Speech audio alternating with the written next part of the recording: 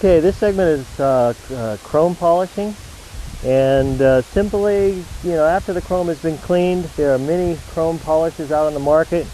Most of them are really effective, but my advice is before you do an area on any vehicle, test a small area first, because I've actually used chrome polishes that have scratched chrome. So if the polish is very abrasive, you might want to just be careful and test an area first before you use the whole, or before you polish the whole piece of chrome.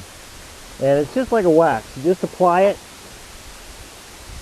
It does take a little bit more elbow grease to get a good result as opposed to just waxing, especially if a piece of chrome is tarnished or has water spots on it.